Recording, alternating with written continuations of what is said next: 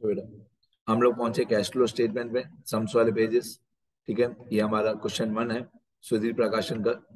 सुधीर प्रकाशन में क्वेश्चन 1 है, यहाँ पे लिखा हुआ है प्रैक्टिकल में question 1, the following is the balance sheet of Reliance Plastic Limited as on 31/3/18 and 31/3/19। तो मैं क्वेश्चन रीड नहीं करूंगा, डायरेक्टली मैं सॉल्व करना स्टार्ट कर दूं। 31/3/18 और 31/3/19 की बैलेंस शीट दी हुई है, ओपनिंग और क्लोजिंग। पहले फॉर्मेट बनाते हैं। रिलायंस प्लास्टिक लिमिटेड, मैंने एक ब्लैंक फॉर्मेट बना के रखा है। ये कैश फ्लो स्टेटमेंट का एक ब्लैंक फॉर्मेट मैंने बना के रखा है। Cash flow statement of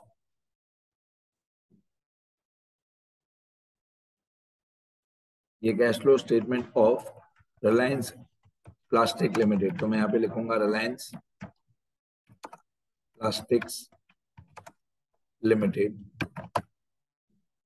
for the year ending on, मैं थोड़ा जूम लेवल कम कर रहा हूँ, for the year ending on, यहाँ पे 2 साल दिए हुए थे 31/3/18 और 31/3/19। तो मैं लिखूंगा 31/3/2019। 31/3/2019 हमारा क्लोजिंग डेट है। यहाँ पे जो 2 डेट्स दी हुई है 31/3/18 और 31/3/19, उनका ध्यान रखना। बहुत बार ओपनिंग क्लोजिंग बहुत बार ओपनिंग क्लोजिंग क्वेश्चन में उल्टा दिया हुआ होता है। तो ये 18 पहले होना चाहिए, 19 बाद में होना चाहिए, डेट्स आगे पीछे होंगी तो सारा ओपनिंग क्लोजिंग उल्टा हो जाएगा। ठीक है, अब मैं सीधा एडजस्टमेंट्स पे चले जाता हूँ। ये वर्टिकल बैलेंस शीट आपको दी हुई है, ऊपर लायबिलिटी साइड दिया हुआ है और नीचे एसेट साइड दिया हुआ है। वर्टिकल बैलेंस शीट दी हुई है। ठीक है, अब adjustment number 1, a piece of land was sold for ₹4,000। तो जब भी आपको ऐसे लैंड की कोई एडजस्टमेंट दी हुई है तो आप पहले ओल्ड बैलेंस शीट में जाओगे और आप देखोगे कि ओल्ड बैलेंस शीट में यहाँ पे लैंड दिया हुआ है और लैंड की जो अमाउंट दी हुई है आपको, लैंड की अमाउंट आपको दी हुई है ओपनिंग और क्लोजिंग 40,000 और 36,000। ये 40 और 36 ओपनिंग और क्लोजिंग दिया हुआ है। हम लोग एक लैंड अकाउंट बनाएंगे वर्किंग नोट्स में। तो मैंने क्या किया है, कैश फ्लो स्टेटमेंट का एक ब्लैंक फॉर्मेट बना के रखा है। Section A, section B, section C मैंने ब्लैंक फॉर्मेट बना के रखे हैं और वर्किंग नोट्स में एक दो छोटे छोटे अकाउंट मैंने बना के रखे हैं। जैसे लैंड अकाउंट है तो मैं स्टार्टिंग से लिख के बताता हूँ लैंड अकाउंट। अब लैंड अकाउंट वर्किंग नोट्स में हमने बनाया, तो लैंड अकाउंट में ओपनिंग बैलेंस दिया है 40,000। तो ये 40,000 आएगा डेबिट साइड पे। आपको रूल्स भी मैं बता दूंगा साथ में। तो बैलेंस ब्रॉट डाउन 40,000 और 36,000 इसका क्लोजिंग बैलेंस दिया हुआ है। तो 36,000 जो क्लोजिंग बैलेंस दिया हुआ है जो 36,000 इसका क्लोजिंग बैलेंस दिया हुआ है ये आएगा क्रेडिट साइड पर। Opening debit side, closing credit side. मैंने बहुत बार बताया आपको कि एसेट्स में ओपनिंग बैलेंस डेबिट होता है और क्लोजिंग बैलेंस क्रेडिट होता है। एसेट्स में ओपनिंग बैलेंस जो है वो डेबिट साइड पे आता है और क्लोजिंग बैलेंस क्रेडिट साइड पे आता है।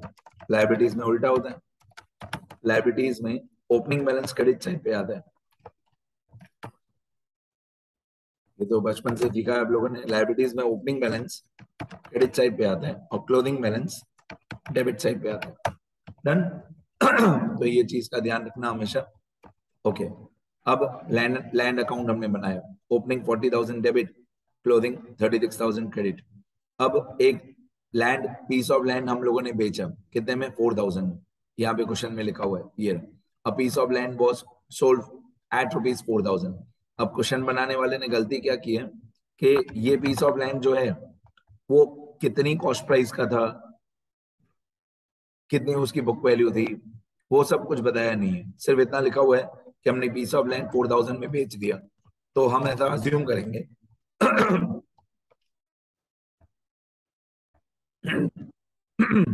तो हम लोग ऐसा अज्यूम करेंगे कि 4,000 रुपीज का ही पीस ऑफ लैंड था और हमने 4,000 में ही बेचा। ठीक है, 4,000 का ही था और 4,000 में ही बेचा। तो हमारी जर्नल एंट्री होगी bank account debit to land account, bank में डेबिट और लैंड में क्रेडिट। ये लैंड अकाउंट में क्रेडिट साइड पे बाय बैंक अकाउंट, ये हमारी सेलिंग प्राइस है एसपी कितना 4,000।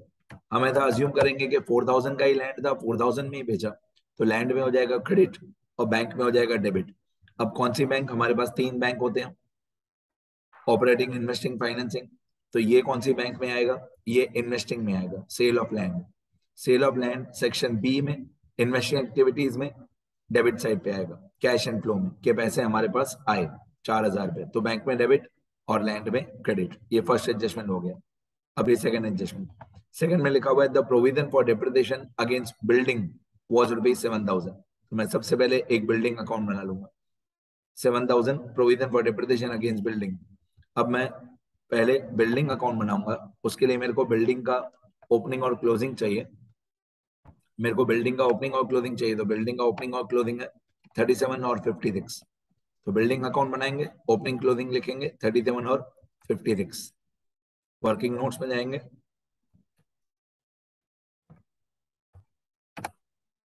बिल्डिंग अकाउंट 37 और 56,000 लिखेंगे। ठीक है, मैं 3-4 छोटे छोटे अकाउंट्स ड्रॉ कर लेता हूं, तो आगे चल के हमको काम आएंगे सारे।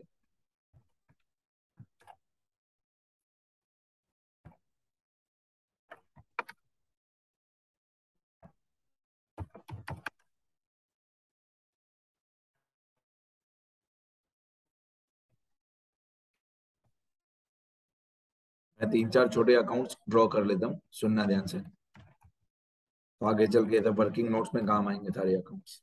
अभी बिल्डिंग का ओपनिंग और क्लोजिंग, बिल्डिंग का ओपनिंग और क्लोजिंग कितना था, 37 और 56 था, 37 और 56। तो मैं एक बिल्डिंग अकाउंट बनाऊंगा वर्किंग नोट्स में, उसमें 37 और 56 लिखूंगा। यहाँ पे मैं वर्किंग नोट्स में लिखूंगा बिल्डिंग अकाउंट, ओपनिंग बैलेंस है इसका 37,000 और क्लोजिंग बैलेंस है 56,000। ठीक है, अब क्योंकि ये हमारा एसेट है, तो एसेट्स का ओपनिंग बैलेंस होता है debit to balance brought down, और क्लोजिंग बैलेंस होता है credit by balance carried forward. अब 7,000 रुपए हमने बिल्डिंग पे डेप्रिसिएशन प्रोवाइड किया बिल्डिंग पे, तो पहले मैं ये देखूंगा कि ओल्ड बैलेंस शीट में कोई प्रोविजन फॉर डेप्रिसिएशन अकाउंट है कि नहीं। अगर प्रोविजन फॉर डेप्रिसिएशन अकाउंट है तो आंसर अलग होता है, नहीं है तो आंसर अलग होता है। तो ओल्ड बैलेंस शीट में कहीं पे भी लायबिलिटी साइड पे प्रोविजन फॉर डेप्रिसिएशन नहीं है। ठीक है, अगर प्रोविजन फॉर डेप्रिसिएशन हो तो आंसर अलग होगा। यहाँ पे प्रोविजन फॉर डेप्रिसिएशन अकाउंट कहीं पे भी दिया हुआ नहीं है। अब इन लोगों ने लिखा है कि सेकंड एडजस्टमेंट में the provision for depreciation against building was 7,000। तो इसका एक इफेक्ट होता है प्रॉफिट एंड लॉस अकाउंट में debit. Profit and loss account में डेबिट मतलब एड एक्सपेंसेस। ये जो एक्सपेंसेस है इसमें हम लोग 7,000 रुपए कैश फ्लो स्टेटमेंट के सेक्शन ए के पार्ट 1 में 7,000 रुपए हम लोग डेबिट कर देंगे। Provision for depreciation, provision for depreciation on building, तो ये हो गया 7,000 रुपए पीएनएल में डेबिट। अब अगर प्रोविजन फॉर डेप्रिसिएशन अकाउंट है, अगर प्रोविजन फॉर डेप्रिसिएशन अकाउंट हमने बनाया है तो प्रोविजन में 7,000 रुपए क्रेडिट होगा। अगर प्रोविजन अकाउंट बनाया है तो प्रोविजन में 7,000 क्रेडिट होगा। अगर प्रोविजन अकाउंट नहीं बनाया है तो 7,000 रुपए बिल्डिंग अकाउंट में क्रेडिट होगा। तो मैं यहाँ पे बिल्डिंग अकाउंट में जाऊंगा, बिल्डिंग अकाउंट में 7,000 रुपए में क्रेडिट साइड पे लिखूंगा बाय डेप्रिसिएशन।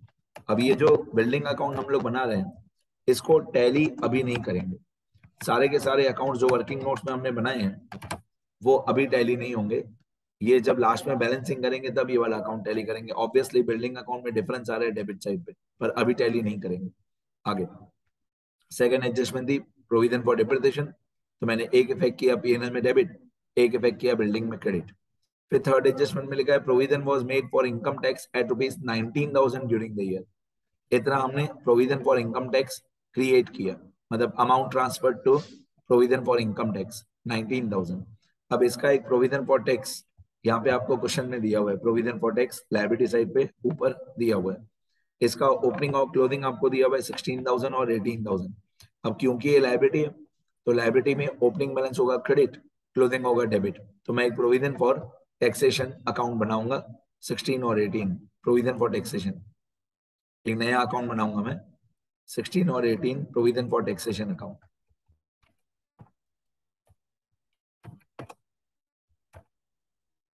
ये हमारा प्रोविजन फॉर टैक्सेशन अकाउंट, इसका ओपनिंग है 16,000 और क्लोजिंग है 18,000। अब क्योंकि ये लायबिलिटी है तो लायबिलिटीज का ओपनिंग बैलेंस क्रेडिट होता है बाय बैलेंस ब्रॉट डाउन और क्लोजिंग डेबिट होता है to balance carry forward. Opening और क्लोजिंग पहले क्रेडिट फिर डेबिट। अब प्रोविजन कितना बनाने को बोला था, एडजस्टमेंट नंबर 3 में बोला था कि 19,000 का provision was made during the year. अब प्रोविजन फॉर टैक्सेशन के रूल्स होते हैं। प्रोविजन फॉर टैक्सेशन के रूल्स क्या होते हैं, लास्ट ईयर का पे करते हैं, करंट ईयर का प्रोविजन बनाते हैं। ठीक है, मेरे जैसे बोलना सीखो पहले। प्रोविजन फॉर टैक्सेशन में रूल्स होते हैं, लास्ट ईयर का पे करते हैं और करंट ईयर का प्रोविजन बनाते हैं। तो ये प्रोविजन फॉर टैक्सेशन अकाउंट जहां पे बनाया, उसके नीचे मैं रूल्स लिख के देता हूँ यहाँ पे। ये प्रोविजन फॉर टैक्सेशन अकाउंट, इसके नीचे रूल्स। रूल्स फॉर फर्स्ट, एक होता है प्रोविजन फॉर टैक्सेशन अकाउंट, मतलब इनकम टैक्स, और प्रोविजन फॉर टैक्सेशन अकाउंट एक होता है प्रपोज डिविडेंड। दोनों का रूल सेम होता है। मैंने थियरी वाले पेजेस में भी बताया, फिर से एक बार बता देता हूँ। एक प्रोविजन फॉर टैक्सेशन अकाउंट और एक प्रपोज डिविडेंड अकाउंट। इसमें रूल क्या होता है, लास्ट ईयर का, मतलब जो ओपनिंग बैलेंस है, लास्ट ईयर का पे करते हैं, लास्ट ईयर का पे करते हैं, दोनों में रूल सेम है। करंट ईयर का मतलब जो क्लोजिंग बैलेंस है, करंट ईयर का प्रोविजन बनाते हैं। लास्ट ईयर का पे करते हैं, करंट ईयर का प्रोविजन बनाते हैं। ठीक है, ये रूल्स याद कर लो, दोनों के लिए रूल्स सेम है। अभी जैसे इन लोगों ने बोला है कि 19,000 हमने प्रोविजन फॉर टैक्स बनाया। अगर हमने प्रोविजन फॉर टैक्स 19,000 बनाया तो उसके दो इफेक्ट क्या होते हैं, उसके दो इफेक्ट होते हैं, पीएनएल में debit, profit and loss account में डेबिट, और प्रोविजन फॉर टैक्सेशन में क्रेडिट। मतलब हमने 19,000 रुपीज प्रोविजन फॉर टैक्सेशन में ट्रांसफर किए, तो पीएनएल में होगा डेबिट, पीएनएल में होगा डेबिट, और प्रोविजन फॉर टैक्सेशन में होगा क्रेडिट। ये लास्ट ईयर का देखो इस तरीके से सॉल्व होता है। ये जो लास्ट ईयर का है 16,000, ये हम पे करते हैं।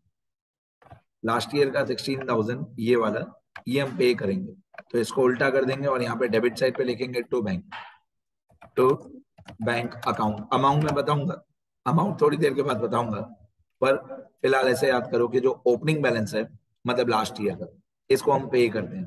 तो 16,000 को उल्टा कर देंगे, क्रेडिट का डेबिट कर देंगे, और पे करेंगे तो लिखेंगे टू बैंक। अब ये जो 18,000 है करंट ईयर वाला, इसका प्रोविजन बनाते हैं करंट ईयर का।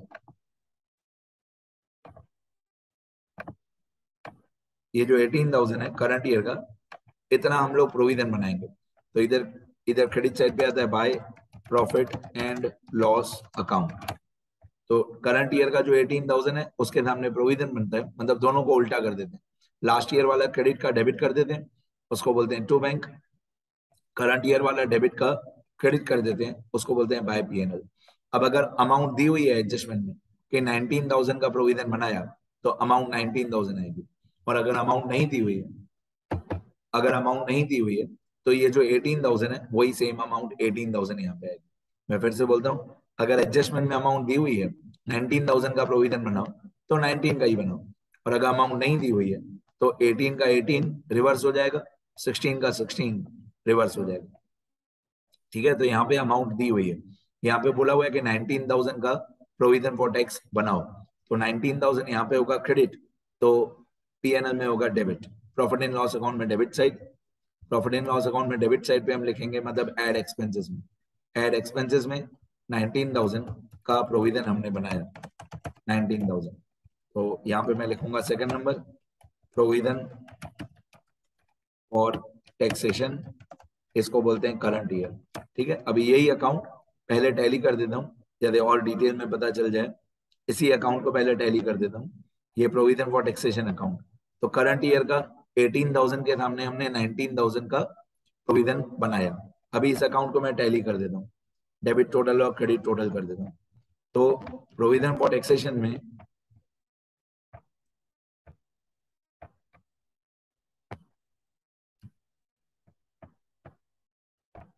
डेबिट और क्रेडिट का टोटल करते हैं। तो हमारा क्रेडिट का टोटल, पहले क्रेडिट साइड का टोटल है 16 और 19, तो इन दोनों का टोटल होता है 35,000। डेबिट साइड का टोटल है 18,000। अब 35 में से 18 माइनस करेंगे, तो 35,000 माइनस 18,000, तो डिफरेंस आएगा 17,000।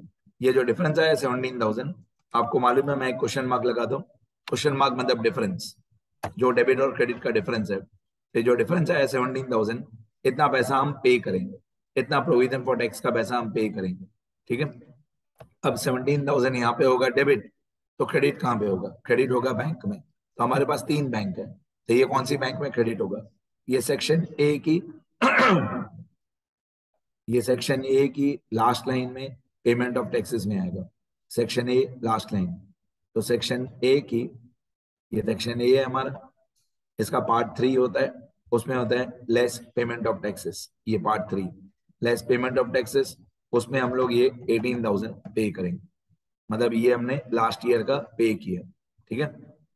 अब हम वापस प्रोविजन फॉर टैक्सेशन अकाउंट में जाते हैं।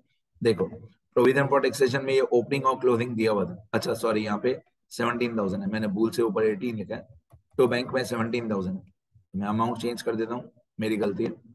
यहाँ पे पेमेंट ऑफ टैक्सेस में 17,000 पे किया है लास्ट ईयर का। चलो अब एक बार प्रोविजन फॉर टैक्स अकाउंट में जाते हैं, ये प्रोविजन फॉर टैक्स अकाउंट, तो ओपनिंग और क्लोजिंग 16 और 18 बैलेंस शीट में दिया हुआ था।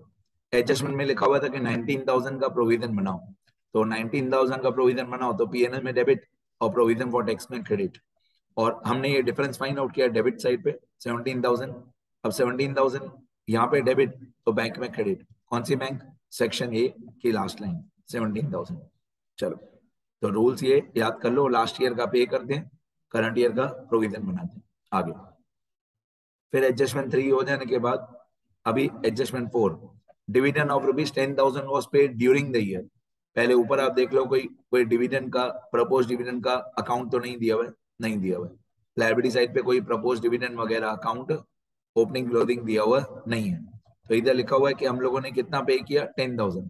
जब भी लिखा हुआ है ड्यूरिंग द ईयर 10,000 हमने ड्यूरिंग द ईयर पे किया, तो ड्यूरिंग द ईयर मतलब इंटरिम डिविडेंड, 10,000 का हमने डिविडेंड पे किया ड्यूरिंग द ईयर मतलब इंटरिम डिविडेंड। इसके भी रूल्स लिख के देता हूं, ये रूल्स, जब भी आपको इंटरिम डिविडेंड दिया हुआ हो, तो इंटरिम डिविडेंड में the dividend which is paid during the year, तो इसके दो इफेक्ट क्या होते हैं? इसके दो इफेक्ट होते हैं, एक इफेक्ट होता है पीएनएल में डेबिट, एक इफेक्ट होता है प्रॉफिट एंड लॉस अकाउंट में डेबिट, मतलब एड एक्सपेंसेस। और सेकंड इफेक्ट होता है इसका फाइनेंसिंग एक्टिविटीज में आउटफ्लो, सेक्शन सी में आउटफ्लो, फाइनेंसिंग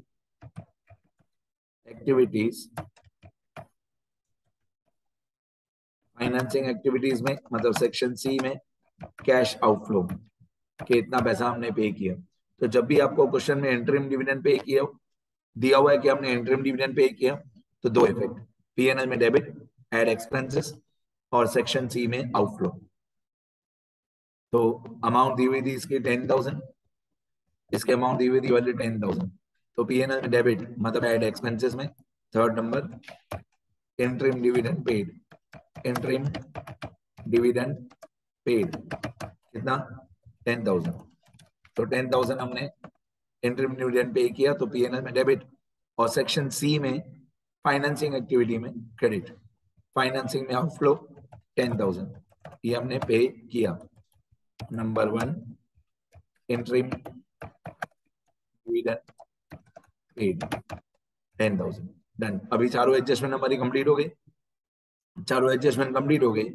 अभी old balance sheet, old balance sheet में पहले लायबिलिटी साइड से शुरू करते हैं, एडजस्टमेंट हमारी हो गई सारी कंप्लीट।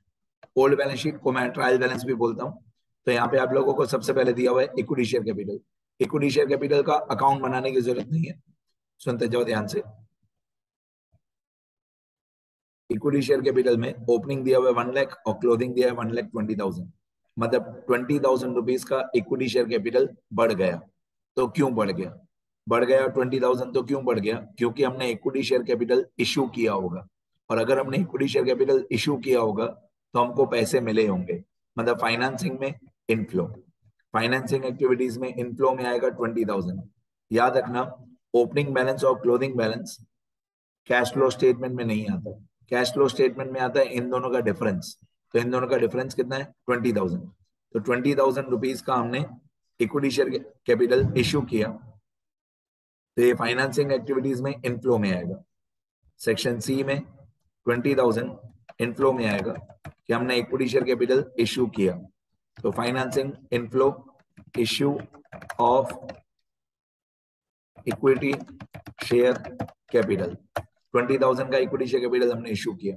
तो ओपनिंग और क्लोजिंग कैश फ्लो स्टेटमेंट में नहीं आता है, डिफरेंस आता है। 20,000 इक्विटी शेयर कैपिटल बढ़ गया, तो क्यों बढ़ गया? क्योंकि इतने शेयर्स हमने इश्यू किए होंगे और हमको पैसा मिला होगा, और इक्विटी शेयर्स की सारी ट्रांजेक्शन्स सेक्शन सी में आती है। आगे इसके बाद आप लोगों को दिया हुआ है इक्विटी शेयर कैपिटल के बाद जनरल रिजर्व। जनरल रिजर्व 14 और 18 मैं अकाउंट नहीं बनाता हूं, डायरेक्टली बोल देता हूं। जनरल रिजर्व 14 और 18 मतलब जनरल रिजर्व साल के शुरू में 14,000 था, साल के एंड में 18,000 हो गया। ठीक है, अकाउंट बनाता हूं तो और क्लैरिफाई हो जाएगा। अमाउंट याद कर लेना 14 और 18। ये एग्जाम में जनरल रिजर्व का अकाउंट एग्जाम में नहीं बनाना, सिर्फ आपके समझने के लिए। यहाँ पे मैं 14 और 18 करके जनरल रिजर्व अकाउंट बना देता हूँ। अब जनरल रिजर्व में ओपनिंग बैलेंस है 14,000 और क्लोजिंग बैलेंस है 18,000। अब क्योंकि ये लायबिलिटी है तो पहले क्रेडिट होगा बाय बैलेंस ब्रॉट डाउन, फिर डेबिट होगा to balance carried forward, to balance carried forward. और यहाँ पे मैं ऊपर लिखूंगा जनरल रिजर्व। जनरल रिजर्व, अब जनरल रिजर्व में 14,000 ओपनिंग है, 18,000 क्लोजिंग है। अब इसका डिफरेंस है 4,000 रुपए, ऑब्वियसली क्रेडिट साइड पे। अब 4,000 रुपए जनरल रिजर्व में जो डिफरेंस है वो कहाँ पे ट्रांसफर होता है? वो प्रॉफिट एंड लॉस अकाउंट में ट्रांसफर होता है। तो यहाँ पे होगा 4,000 रुपए क्रेडिट, तो पीएनएल में होगा डेबिट। इसको बोलते हैं कि amount transferred to general reserve, मतलब हमने जनरल रिजर्व में इतने पैसे ट्रांसफर किए या डिपॉजिट किए। तो कोई भी रिजर्व जब बढ़ता है तो क्रेडिट होता है। मैं बहुत बार बताता हूँ ये रूल, कोई भी रिजर्व जब बढ़ता है तो क्रेडिट होता है, कोई भी रिजर्व जब कम होता है तो डेबिट होता है। तो 4,000 रुपए हम लोगों ने ट्रांसफर किए जनरल रिजर्व अकाउंट में, तो हम लोगों ने पीएनएल में से पैसा निकाला। पीएनएल में से पैसा निकाला तो पीएनएल हो जाएगा डेबिट और जनरल रिजर्व हो जाएगा क्रेडिट, और दोनों साइड का टोटल आ जाएगा हमारा 18,000 18,000। 18,000 क्रेडिट का टोटल, 18,000 डेबिट का टोटल। अब ये जो डिफरेंस है 4,000 वो हमारे काम का है। तो मैं यही आपको बता रहा था कि वर्किंग नोट्स में जनरल रिजर्व अकाउंट बनाना कंपलसरी नहीं है। आप लोग ये समझो कि कैश फ्लो स्टेटमेंट में क्या आता है। कैश फ्लो स्टेटमेंट में 14,000 ओपनिंग या 18,000 क्लोजिंग नहीं आएगा। कैश फ्लो स्टेटमेंट में ये डिफरेंस आएगा 4,000। ये 4,000 जनरल रिजर्व में हुआ क्रेडिट तो पीएनएल में होगा डेबिट। मतलब जनरल रिजर्व बढ़ गया 4,000। क्यों बढ़ गया? क्योंकि हमने जनरल रिजर्व में पैसे ट्रांसफर किए। कहां से निकाले? पीएनएल से, तो पीएनएल हो जाएगा डेबिट। पीएनएल मतलब section A add expenses. PNL में डेबिट मतलब सेक्शन ए में एड एक्सपेंसेस में 4,000। ये भी मैंने बहुत बार बताया कि पूरे कैश फ्लो स्टेटमेंट में ऐड मतलब डेबिट होता है। तो इसको बोलेंगे amount transferred to general reserve. Amount transferred to general reserve 4,000। Next, अब जनरल रिजर्व के बाद आपको एक अकाउंट दिया हुआ है profit and loss account. Profit and loss account का ओपनिंग क्लोजिंग है 16 और 13। ओपनिंग है 16, क्लोजिंग है 13। तो ये तो 3,000 रुपये हमारा प्रॉफिट कम हो गया। पहले 16 था ओपनिंग, क्लोजिंग हो गया 13, 3,000 रुपये हमारा प्रॉफिट कम हो गया। तो अगर 3,000 रुपये हमारा प्रॉफिट कम हो गया तो ये हमारे पहली लाइन में आता है, कैश फ्लो स्टेटमेंट की पहली लाइन में आता है। 3,000 रुपये जो प्रॉफिट कम हो गया, इसमें हम लोग एक माइनस साइन या ब्रैकेट लगा देंगे। ब्रैकेट मतलब भी माइनस ही होता है। तो ये एक्चुअली इंक्रीज इन प्रॉफिट की जगह पे क्या हो गया? ये डिक्रीज इन प्रॉफिट हो गया। प्रॉफिट हमारा कम हो गया, प्रॉफिट हमारा कम हो गया। 3,000 16 से 13 हो गया, तो मैंने एक माइनस साइन लगा दिया। आप लोग अगर ब्रैकेट भी लगाओगे तो भी चलेगा। Bracket is also minus. ठीक है, आगे फिर इसके बाद आप लोगों को दिया हुआ है क्रेडिटर्स। क्रेडिटर्स मतलब करंट लायबिलिटी। करंट लायबिलिटीज में आपको याद होगा सीधा रूल। करंट लायबिलिटीज में सीधा रूल मतलब क्रेडिटर्स का ओपनिंग बैलेंस दिया हुआ है आपको 8,000, क्लोजिंग बैलेंस दिया है 5400, तो डिफरेंस कितना हुआ? डिफरेंस होगा 2600। 2600 क्रेडिटर्स कम हो गया, 2600 क्रेडिटर्स कम हो गया, तो हम भी कम करेंगे। तो हम कहते हैं इसको 2600 को क्रेडिट कम करेंगे, वर्किंग कैपिटल में जाएंगे और लेस पे जाएंगे, 2600 लिखेंगे लेस पे। नंबर वन, क्रेडिटर्स कम हो गए तो हम भी कम करेंगे, मतलब हम भी डिक्रीज पे लेस पे लिखेंगे, डिक्रीज इन क्रेडिटर्स। क्रेडिटर्स जो है वो करंट लायबिलिटी होता है, करंट लायबिलिटी जब भी कम हो जाए तो हम भी उसको लेस करते हैं। चेंजेस इन वर्किंग कैपिटल में, मतलब सेक्शन ए के पार्ट 2 में लेस कर देंगे। करंट एसेट्स में उल्टा रूल, करंट लायबिलिटीज में सीधा रूल, कम हो जाए तो कम करो। क्रेडिटर्स के बाद आपको दिया हुआ है आउटस्टैंडिंग एक्सपेंस 1200 और 900। अब आउटस्टैंडिंग एक्सपेंस 1200 900 ये भी करंट लायबिलिटी होता है, ये हमारा 300 रुपए कम हो गया, कम हो गया तो हम भी कम करेंगे करंट लायबिलिटीज में। आउटस्टैंडिंग एक्सपेंस 300 रुपए कम हो गया तो हम भी कम करेंगे, हम भी लेस पे लिखेंगे इसको 300। Outstanding expense 300, decrease in outstanding expense,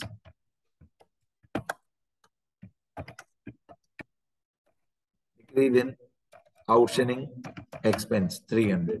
next, इसके बाद क्वेश्चन में क्या दिया हुआ है? लायबिलिटी साइड कंप्लीट हो गया। प्रोविजन फॉर टैक्स का तो हमने अकाउंट बना दिया है, जिसका अकाउंट बनाया वर्किंग नोट्स में उसको वर्किंग नोट्स में टैली करेंगे, तो प्रोविजन फॉर टैक्सेशन का अकाउंट है। फिर यहाँ पे लैंड है, लैंड का हमने वर्किंग नोट्स में अकाउंट बनाया, जिसका अकाउंट बनाया वर्किंग नोट में उसको वर्किंग नोट्स में ही टैली करेंगे। बिल्डिंग का भी अकाउंट बनाया हुआ है। इसके बाद है गुडविल। गुडविल हमारा इंटेंजिबल एसेट है, मैंने आपको रूल्स बताए थियरी वाले पेजेस में कि जो भी इंटेंजिबल एसेट्स हैं उसमें बढ़ जाए तो पे किया होगा, कम हो जाए तो राइट ऑफ किया होगा। तो यहाँ पे गुडविल में 12,000 और 10,000, 2,000 रुपए कम हो गया। मैं फिर से बोलता हूँ, इंटेंजिबल एसेट्स और फिक्टिशियस एसेट्स में बढ़ जाए तो पे किया होगा, कम हो जाए तो राइट ऑफ किया होगा। तो यहाँ पे 2,000 गुडविल की वैल्यू कम हो गई, कम हो गई तो हम लोगों ने राइट ऑफ किया होगा, राइट ऑफ किया होगा तो पीएनएल में डेबिट होगा 2,000। तो पीएनएल में 2,000 एड एक्सपेंसेस में, क्योंकि गुडविल कम हो गया मतलब हमने गुडविल को राइट ऑफ किया होगा, तो गुडविल रिटर्न ऑफ 2,000 पे हमने गुडविल राइट ऑफ किया होगा क्योंकि कम हो गया। ठीक है, ओपनिंग क्लोजिंग हमारे काम का नहीं है, 12 और 10 काम का नहीं है, डिफरेंस 2,000 काम का है। इसके बाद non current investments, non current investment 10,000 और 11,000, मतलब 1,000 नॉन करंट इन्वेस्टमेंट 1,000 बढ़ गया। क्यों बढ़ गया? क्योंकि हमने खरीदा होगा, खरीदा होगा तो पैसा पे किया होगा, पैसा पे किया होगा तो सेक्शन बी में इन्वेस्टिंग में आउटफ्लो में 1,000, क्योंकि ये इन्वेस्टमेंट हमने खरीदी होगी। तो इन्वेस्टिंग एक्टिविटी में 1,000 आउटफ्लो में, ये सेक्शन बी है इन्वेस्टिंग एक्टिविटी, इसमें 1,000 आउटफ्लो में हम लिखेंगे 1,000।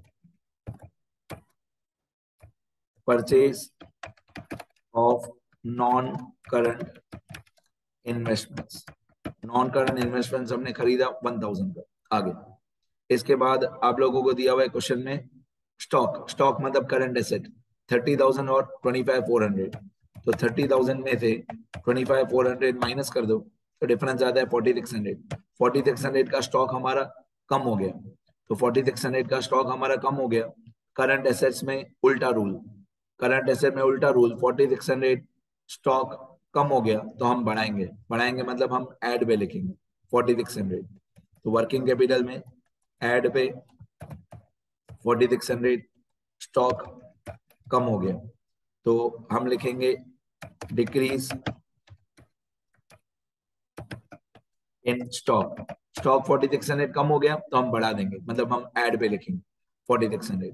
आगे बढ़ते हैं, स्टॉक के बाद आपको दिया हुआ है डेटर्स, डेटर्स मतलब करंट एसेट 19,600 और 21,700, 19,600 माइनस 21,700 तो ये आएगा 2,100। 2,100 डेटर्स बढ़ गया, 2,100 डेटर्स बढ़ गया तो हम इसको कम कर देंगे 2,100। डेटर्स मतलब करंट एसेट 2,100 बढ़ गया तो हम कम कर देंगे, मतलब हम लेस पे लिखेंगे 2,100। करंट एसेट्स में उल्टा रूल, डेटर्स बढ़ गया इंक्रीज इन डेटर्स तो हम इसको कम कर देंगे। Number 3, increase in debtors 2100। इसके बाद आपको दिया हुआ है cash and cash equivalents 6600 opening और 15200 क्लोजिंग। इसको इसमें डिफरेंस नहीं लिखना है, इसमें डिफरेंस नहीं लिखना है, इसमें सीधा ओपनिंग और क्लोजिंग ही लिखना है। 6600 और 15200, 6600 और 15200, इसमें सीधा ओपनिंग क्लोजिंग ही लिखना है, डिफरेंस नहीं लिखना है।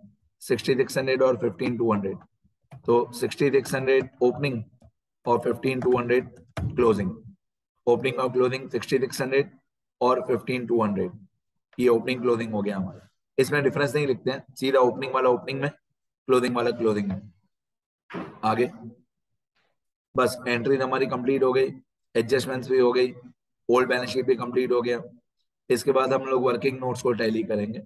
मैं स्टेप्स भी लिख के देता हूँ कि किस तरीके से बैलेंसिंग करते हैं, सारे स्टेप्स लिख के देता हूँ मैं यहाँ पे रूल्स में।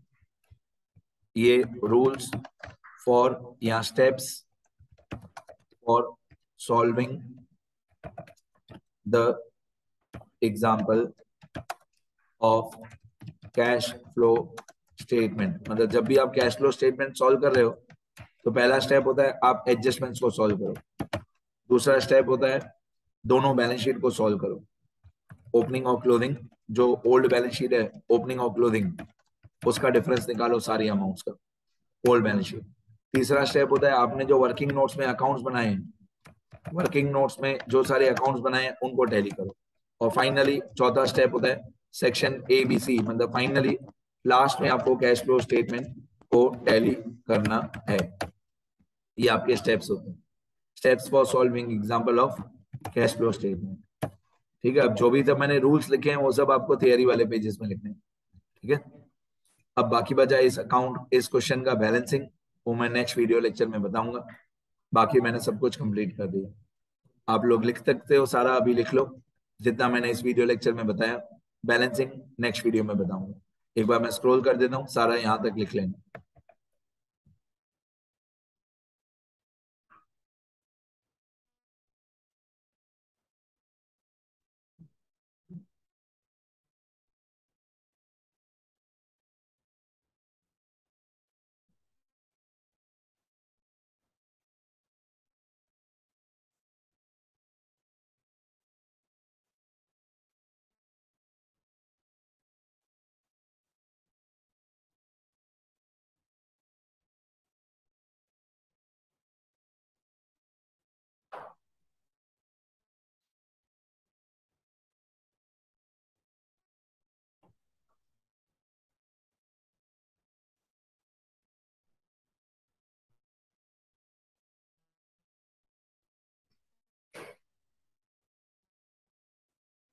बस इतना ही है,